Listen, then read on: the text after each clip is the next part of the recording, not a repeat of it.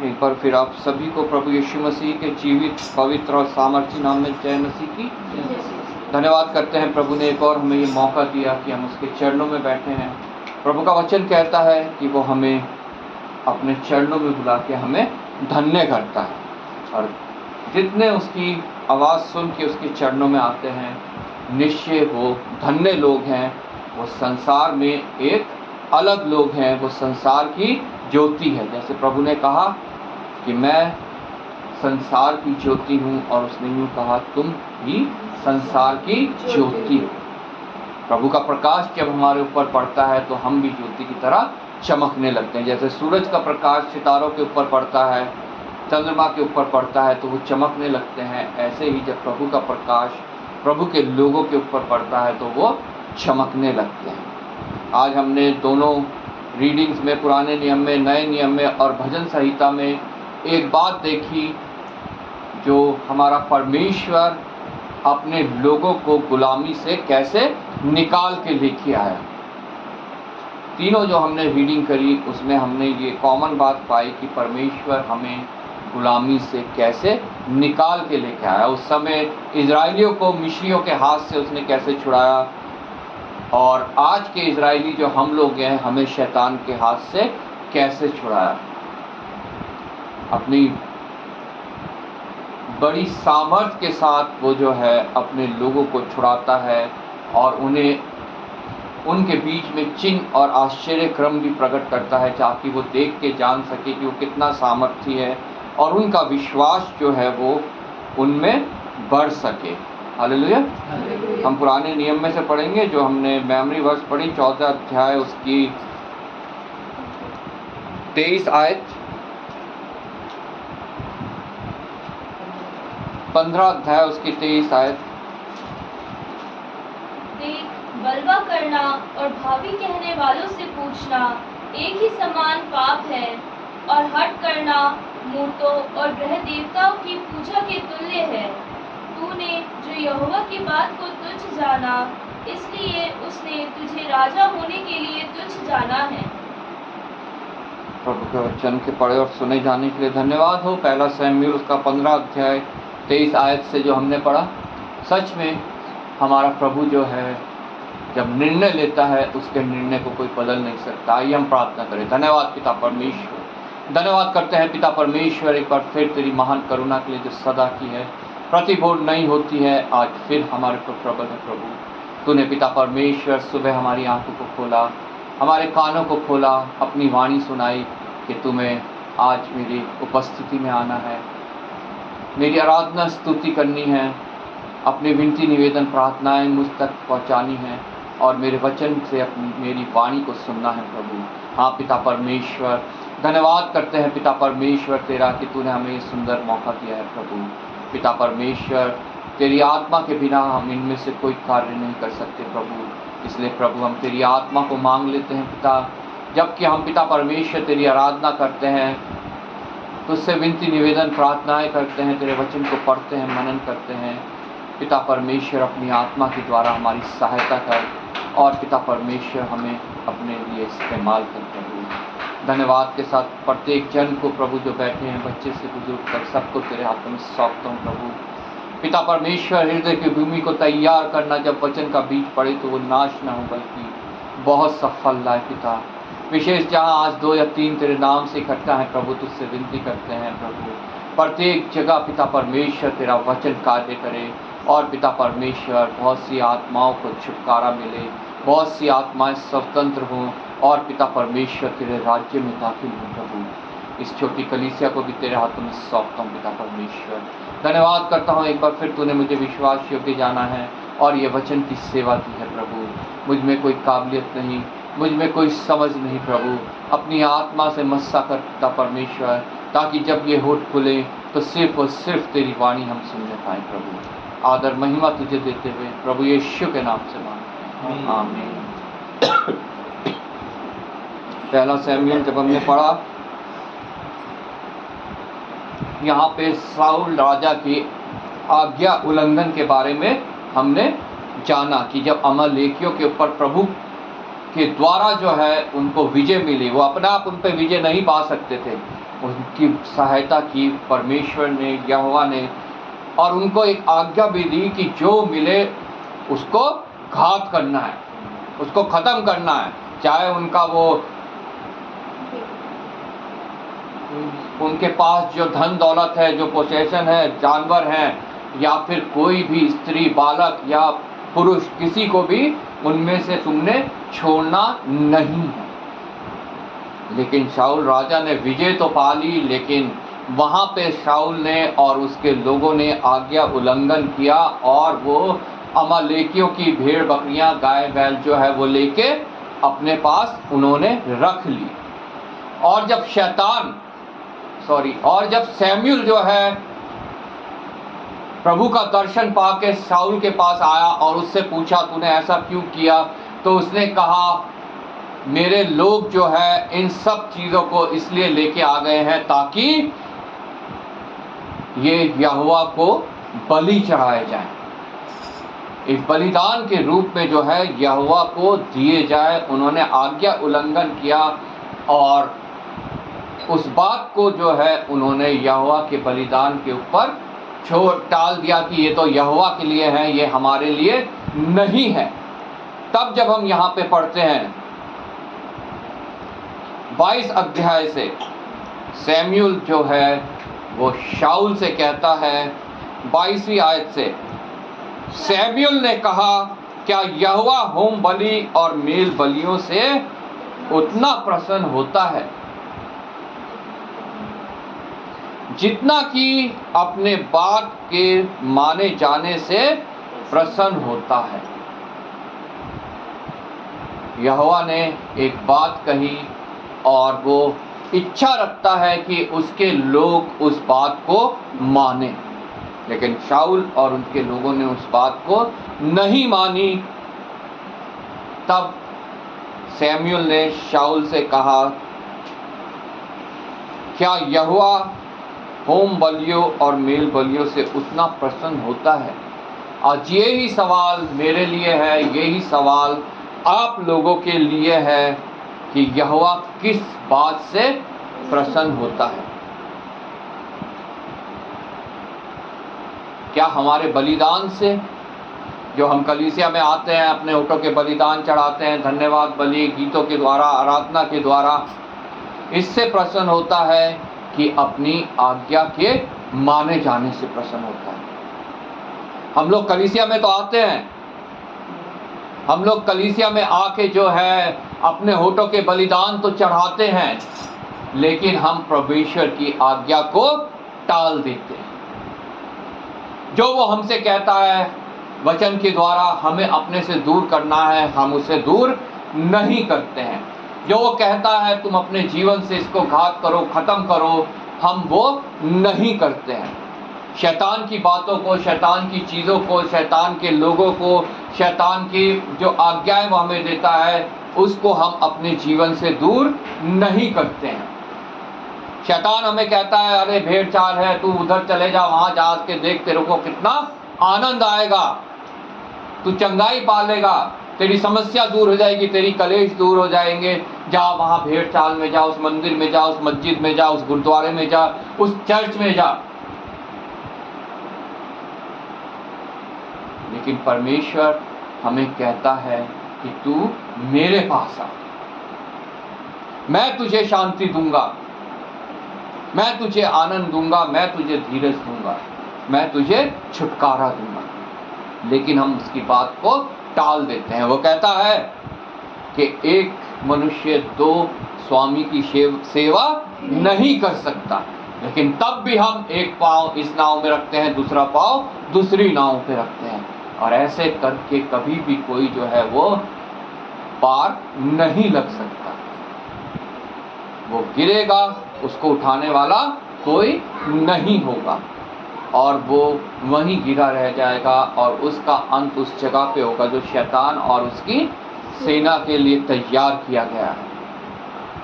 इसलिए साउल यहाँ पे सैमुअल साउल से पूछता है, सैमुअल ने कहा क्या यहोवा होम बलि और मेल बलियों से उतना प्रसन्न होता है?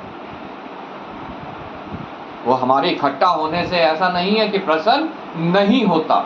वो हमारी आराधना से, हमारी स्तुति से, हमारे प्रार्थनाओं से, हमारे वचन के पढ़ने मनन करने से जब हम उसको समय देते हैं वो निश्चय प्रसन्न होता है, लेकिन वो उतना प्रसन्न नहीं होता जितना कि अपनी बात के माने जाने से प्रसन्न होता है। ये सवाल है मेरे लिए, ये सवाल है आपके लिए। क्या सिर्फ हम इतना ही करते हैं कि हम कलीसिया के बाहर भी उसकी आज्ञाओं को मानते हैं? अगर नहीं मानते हैं तो आज हमारे पास समय है कि हम कलीसिया के बाहर भी जो है अपना जीवन ऐसा करें जो प्रभु का वचन कहता है कि हम उसकी चलती फिरती जीवित पत्रियां बने। हालेलुया। हमारा जीवन से जो है प्रभु के वचन का प्रचार होना चाहिए। हमारे जीवन से जो है लोग प्रभु को जाने, हमें देख के कि ये किस प्रकार के लोग हैं। इनके एक थप्पड़ मारे ये दूसरा गाल फेर देते हैं, इनको कोई कुछ कार्य दे तो उसके बदले वो और भी 4 कार्य कर देते हैं। ये शांत रहते हैं, ये लड़ते नहीं है, ये झगड़ते नहीं है, ये गालियां नहीं देते हैं।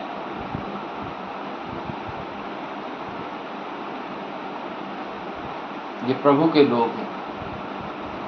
जब हम प्रभु की आज्ञा मानते हैं ये तभी हो पाएगा। हमारे कलीसिया में इकट्ठा होने से, यहाँ आके अपने बलिदान चढ़ाने से जो हमारे होठों के हैं ये उससे संभव नहीं हो पाता है, क्योंकि कलीसिया के अंदर जो है सभी अपने आप को धर्मी दिखाने की कोशिश करते हैं कि मुझसे बड़ा धर्मी कोई भी नहीं है।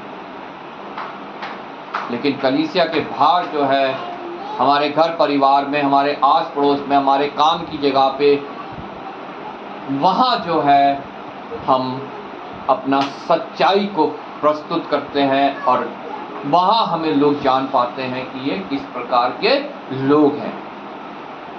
इनमें प्रभु है कि इनमें प्रभु नहीं है। आगे सैमुएल कहता है, सुन, मानना तो बलि चढ़ाने से और कान लगाना मेढ़ों की चर्बी से उत्तम है। मानना मतलब प्रभु की इन वचनों को मानना और इन पे चलना, इनको अपने जीवन में लागू करना हर बलि चढ़ाने से उत्तम है। हर उस अच्छी चीज़ से उत्तम है जो हम कलीसिया में लाते हैं, दशवांश देते हैं, ऑफरिंग डालते हैं, या कुछ और भी हम कलीसिया में अगर देते हैं अपने संसारिक धन दौलत में से, उससे कहीं अधिक उत्तम है हम यहोवा की, हम परमेश्वर की, हम प्रभु यीशु मसीह की बातों को माने। सुन, मानना तो बलि चढ़ाने से और कान लगाना मेढ़ों की चर्बी से उत्तम है। हम कितना उसकी बात को मानते हैं, कितना उसकी बात को मान के अपने जीवन में लागू करते हैं, और उसकी बातों के द्वारा हम जो है कितना अपने अंदर परिवर्तन लाते हैं। अगर कोई परिवर्तन हमारे जीवन में नहीं आ रहा है तो हमारा कलीसिया में आना, हमारा वचन का पढ़ना मनन करना, हमारी आराधना स्तुति, ये सब जो है व्यर्थ है। ये प्रभु के सामने मैले कुचले चीथड़ों के समान है। जब तक हम इनको सुन के हम एक्शन नहीं करते हैं, हम अपने जीवन में परिवर्तन नहीं लाते हैं, तब तक ये सब बातें हमारे लिए व्यर्थ हैं। लेकिन जब हम प्रभु के वचन को मान के अपने जीवन में लागू करते हैं, उसके बाद जब हम ये बातें करते हैं तो हमारा परमेश्वर जो है उसे सुगंधित भेंट की तरह स्वीकार करता है और उसका प्रतिफल हमें मिलने पाता है। हालेलुया। देख, बलवा करना और भावी कहने वालों से पूछना एक ही समान है। हम सोचते हैं हम व्यवस्था के अनुसार भावी कहने वालों को से कुछ पूछना मना किया गया है तो हम वो ना करें, लेकिन हम बलवा करते हैं क्योंकि हम सोचते हैं ये प्रभु की दृष्टि में बुरा नहीं है। लेकिन वचन आज बताता है कि बलवा करना उसी समान है कि हम किसी भावी कहने वाले से पूछे। लेकिन फिर भी कलीसियाओं में बलवा होता है, कलीसियाओं में गुटबाजी होती है, कलीसियाओं में एक मन लोग नहीं हो पाते हैं, लड़ाई झगड़े होते हैं। हम परमेश्वर से बलवा कर रहे हैं, ये किसी मनुष्य से नहीं कर रहे हैं। घरों में कलेश हो रहे हैं, काम की जगह पे जो है हम ऐसे अपने आप को प्रस्तुत कर रहे हैं जैसे हम संसारिक हैं, शारीरिक है, लड़ाई झगड़ा कर रहे हैं, एक दूसरे की बुराई कर रहे हैं, एक दूसरे की टांग खींच रहे हैं, तुच्छ जान रहे हैं दूसरों को अपने से।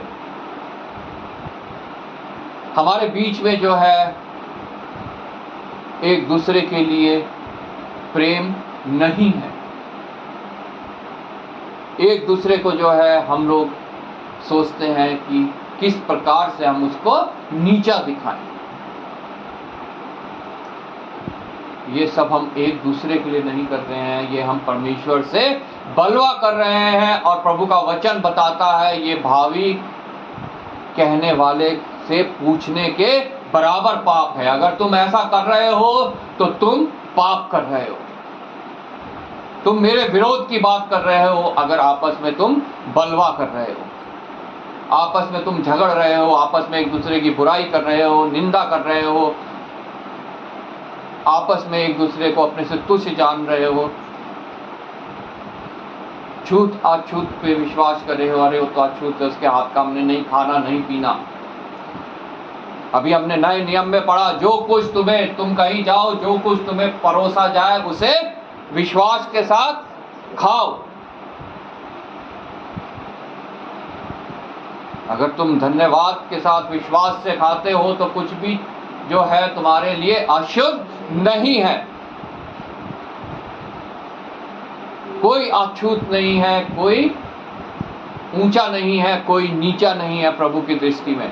लेकिन आज संसार में क्या हो रहा है, उसके घर नहीं जाना, उसके हाथ से नहीं लेना, उसके हाथ से नहीं पीना, उसके हाथ से नहीं खाना, वो अछूत है, वो शूद्र है, वो दलित है। लेकिन प्रभु सबको कहता है आओ, जिसके पास कुछ नहीं है वो भी आओ और मुझसे सेंत में लो, वो जीवन का जल मुझसे लो जो सामरी स्त्री ने लिया और उसका जीवन परिवर्तित हुआ और उसके द्वारा पूरे गांव का जीवन परिवर्तित हुआ और पूरे गांव ने प्रभु यीशु मसीह को ग्रहण किया। वो जीवन का जल कोई भी आके परमेश्वर से, प्रभु यीशु मसीह से ले सकता है, वो भी सेंत में। कुछ मेहनत करने की जरूरत नहीं, कुछ पैसा देने की जरूरत नहीं, कोई रुपया देने की जरूरत नहीं है। किसी भी जाति से, किसी भी धर्म से, ऊंची जात से, नीची जात से, पूरी दुनिया से कहीं से भी आके कोई भी वो ले सकता है। प्रभु सबको वो देने के लिए तैयार है। देख, बलवा करना और भावी कहने वाले से पूछना एक ही समान पाप है। हम कहते हैं हम भावी कहने वालों से तो नहीं पूछ रहे हैं और बलवा करते हैं तो वो भी उसी समान हम पाप कर रहे हैं जो हम किसी से भविष्यवाणियां पूछते हैं, अपना हाथ दिखाते हैं, अपना बारे में जानने की कोशिश करते हैं हमारे जीवन में आगे क्या होने वाला है। जो वो पाप हम करते हैं वो ही पाप बलवा करने से भी हम प्रभु की दृष्टि में करते हैं और उसका दंड हमें मिलता है। आगे लिखा है, और हठ करना मूर्तों और ग्रह देवताओं की पूजा के तुल्य है। प्रभु सबसे ज़्यादा नफरत करता है मूर्तों से और जो हम ग्रह देवता अपने बना लेते हैं। हमारा गुरु देवता, हमारा कुल देवता है। बहुत होता है ये हिंदुस्तान के ऊपर, अलग अलग कुल देवता कि हम उस कुल देवता को बलि चढ़ाने जा रहे हैं, उस कुल देवता को बलि चढ़ाने जा रहे हैं, ये करने जा रहे हैं, वो करने जा रहे हैं। विशेषकर पहाड़ों में ये बहुत ज़्यादा होता है, देखा गया है। नहीं, पहाड़ में जो है ये बहुत ज़्यादा होता है। मेरे जितने पहाड़ी दोस्त हैं वो सब साल में एक बार अपने कुल देवता को बलि चढ़ाने जाते हैं। बिहार में भी बहुत होता है ऐसा, भाई बता रहे हैं बिहार में भी ऐसा बहुत होता है कि कुल देवता को। लेकिन प्रभु जो सच्चा जीवित एकमात्र परमेश्वर है वो इन चीज़ों से सबसे ज़्यादा नफरत करता है मूर्ति पूजा और जो अपने लिए अलग अलग देवी देवता बना लेते हैं। इससे जीवित सच्चा एकमात्र परमेश्वर बहुत ज़्यादा नफरत करता है। और जब हम 10 आज्ञाएं पढ़ते हैं उसमें भी हम शुरुआत में यही पाते हैं कि तुम कोई मूरत खोद के ना बनाना, या जो मेरा स्थान है वो स्थान किसी को ना दे।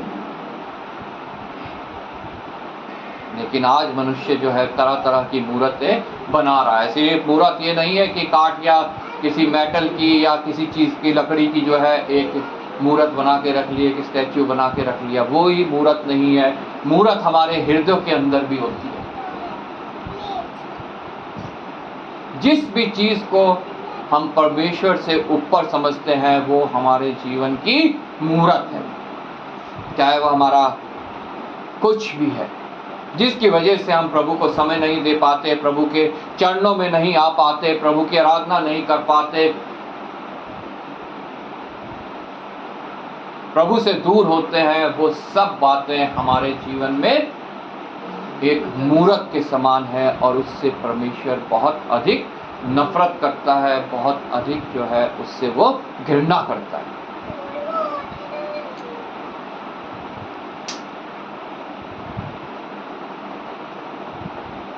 तूने जो यहोवा की बात को तुच्छ जाना, इसलिए उसने तुझे राजा होने के लिए तुच्छ जाना है।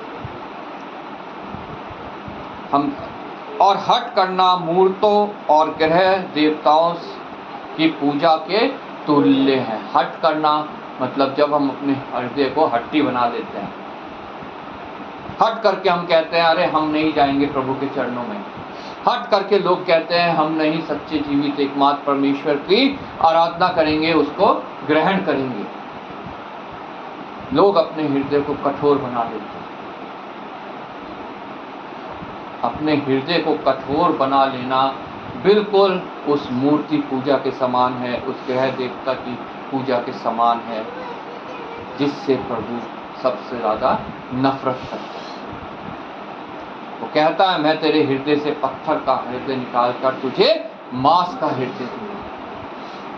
वो नहीं चाहता कि किसी भी प्रभु के जन के अंदर वो हट हो, वो जिद की आत्मा हो, क्योंकि वो शैतान की ओर से होती है और वो परमेश्वर के कार्य को उसके जीवन में होने से रोकने के लिए होती है। वैसे ही जैसे मूर्ति पूजा से परमेश्वर का कार्य मनुष्य के जीवन में नहीं हो पाता, ग्रह देवता की पूजा से मनुष्य के जीवन में परमेश्वर का कार्य नहीं हो पाता, वैसे ही हमारे अंदर हट्टी हृदय होने से परमेश्वर का कार्य हमारे जीवन में नहीं हो पाता। इसलिए प्रभु का वचन कहता है वो मूर्ति पूजा और ग्रह देवता को बलिदान चढ़ाने के समान है अगर हम हट करते हैं। और ऐसा ही शाऊल ने किया। आज मुझे जांचना है, आपको जांचना है, क्या हम भी ऐसा तो नहीं कर रहे हैं? हमारे अंदर भी कहीं हट की, कहीं प्रभु के विरोध की कोई आत्मा कार्य तो नहीं कर रही है, जो शैतान की ओर से है और प्रभु के कार्यों को हमारे जीवन में होने से रोके हुए। हमारी प्रार्थनाएं सुनी नहीं जा रही। हम प्रार्थनाएं तो कर रहे हैं, आराधना तो कर रहे हैं, चर्च तो जा रहे हैं, लेकिन हमारे लिए वो कार्य नहीं हो पा रहा जो हमारे जीवन में प्रभु के द्वारा होना चाहिए। वही कार्य शाऊल ने किया और शाऊल को चेतावनी मिल गई, तूने जो यहोवा की बात को तुच्छ जाना। आज क्या मैं यहोवा की बात को तुच्छ जानता हूँ कि उसे आदर देता हूँ? क्या आप लोग यहोवा की इन वचनों को तुच्छ जानते हैं कि आदर देते हैं? यह हमें अपने आप में जांचना है। आज वो दिन है जब हम अपने आप को जांच सकते हैं। कल का दिन हमारा नहीं है और आज ही हमारा हृदय परिवर्तित होना चाहिए। हालेलुया। कल हमारा नहीं है। प्रभु के साथ दो चोर लटकाए गए, दोनों के पास मौका था, आज का दिन था उनके पास वहां लटके लटके कि वो अपना हृदय परिवर्तित करें, प्रभु पे विश्वास करें, उसे अपने जीवन में कार्य करने दें। एक ने ठुकरा दिया, लेकिन एक ने जो है प्रभु को ग्रहण कर लिया और उसको वादा मिला कि आज ही तू मेरे साथ स्वर्ग लोक में होगा। हालेलुया। आज प्रभु मुझसे, आज प्रभु आप लोगों से भी वादा करना चाहता है। अगर आज ही हम जो है अपने जीवन को जांच के प्रभु के चरणों में आते हैं और उसे अपना पूर्ण समर्पण देते हैं, अपना पूरा विश्वास उसके ऊपर लाते हैं और उन सब बातों को हम छोड़ते हैं जो प्रभु हमें छोड़ने को कहता है। हालेलुया। इस वचन के द्वारा आज वो बात मेरे लिए, वो बात आप लोगों के लिए भी प्रभु बोलना चाहता है कि आज ही तू मेरे साथ स्वर्ग लोक में होगा। कल का दिन मेरा नहीं, कल का दिन किसी का नहीं है। अगर आज ही हम वो वादा कर लेते हैं प्रभु से, आज ही हम जो है प्रभु को अपना निजी उद्धारकर्ता, अपना निजी प्रभु करके पूर्ण समर्पण अपना उसे दे देते हैं, तो निश्चय प्रभु हमें स्वर्ग लोक में लेके जाएगा। उस जगह से हमें बचा लेगा जो शैतान और उसकी सेना के लिए जगह तैयार की गई है, जहां पृथ्वी पर पैदा होते ही मनुष्य जो है वहां पहुंचने के योग्य बन जाता है, क्योंकि ये पृथ्वी पे जो भी आया वो पापी है। वचन हमें बताता है सब ने पाप किया और परमेश्वर की महिमा से रहित है।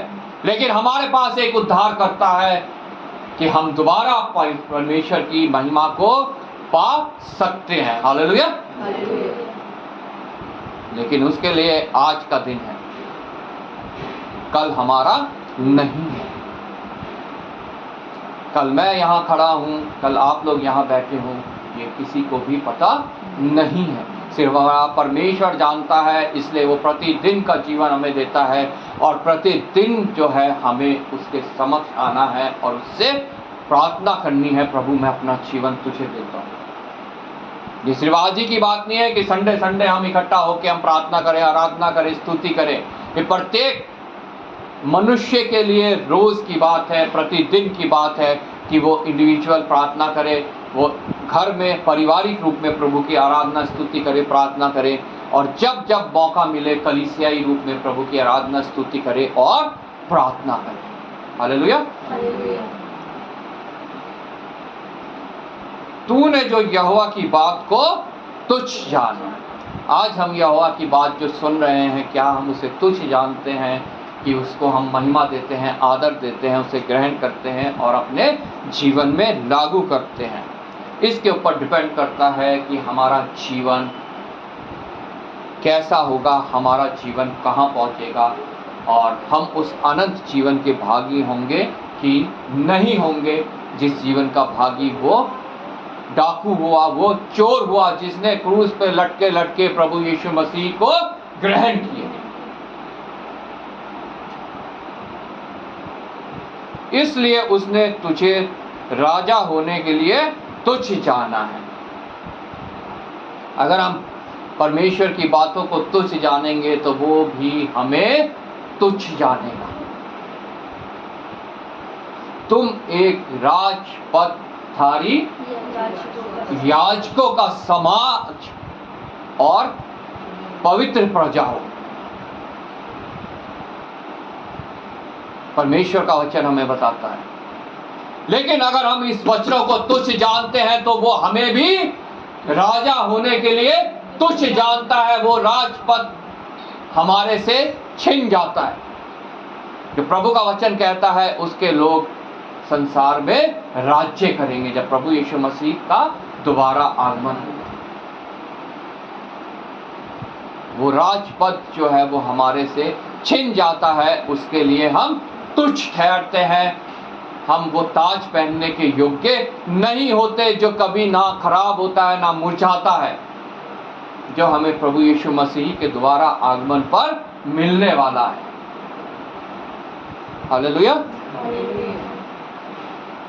तो जांचिए, इन वचन के प्रकाश में अपने जीवनों को जांचिए, क्या हम राजा होने के लिए तुच्छ तो नहीं ठहराए जाएंगे? और जितने राजा होने के लिए तुच्छ ठहराए जाएंगे उसका अंत वही होगा जहां शैतान और उसकी सेना का होना। हालेलुया।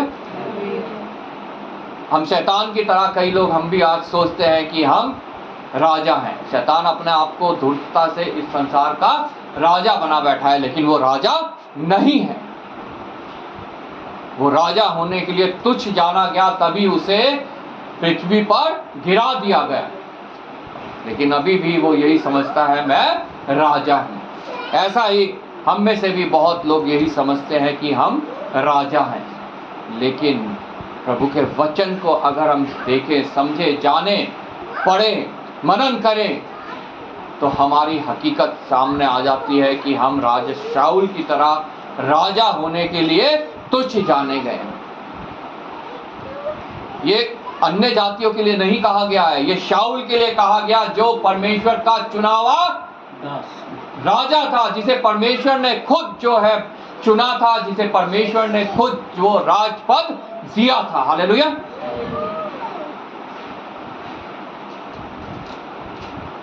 जिसे परमेश्वर ने इजराइलियों के ऊपर पहला राजा ठहराया था। ये उस मनुष्य के लिए कहा गया है, उस राजा के लिए कहा गया कि तू राजा होने के लिए तुच्छ ठहराया गया है। आज परमेश्वर ने मुझे भी बुलाया, आपको भी बुलाया, हमें भी चुना है। क्या हम उस राजपद को कायम रखते हैं कि हम अपने कार्यों से, हम अपनी सोच से, अपने विचार से परमेश्वर के इस वचन को तुच्छ जानते हैं, इसका उल्लंघन करते हैं और राजा होने के लिए हम तुच्छ जाने जाते हैं परमेश्वर की दृष्टि में। अपनी दृष्टि में तो हम चाहे अपने को कितना राजा समझ लें, जैसे शैतान भी समझता है, लेकिन परमेश्वर की दृष्टि में हम तुच्छ जाने जाते हैं, चाहे हम परमेश्वर के चुने हुए ही लोग हैं। हालेलुया। शाऊल भी परमेश्वर का चुना हुआ ही एक दास था, जिसे इजराइल का प्रथम राजा होने के लिए परमेश्वर ने खुद चुन के जो है सैमुएल के द्वारा जो है अभिषेक किया था। हालेलुया। लेकिन आज वो तुच्छ जाना गया क्योंकि उसने परमेश्वर की आज्ञा का उल्लंघन किया। आज हमें समय है हमारे पास कि हम अपने आप को जांचें। आज का दिन परमेश्वर ने दिया है, हम परमेश्वर से कहें, हे परमेश्वर हमें विजय कर, हे परमेश्वर हमें छुटकारा दे। आज के दिन जैसा उस डाकू ने। हालेलुया। प्रभु आपको इस वचन के द्वारा आशीष दे। हम सब खड़े हो जाएंगे, प्रार्थना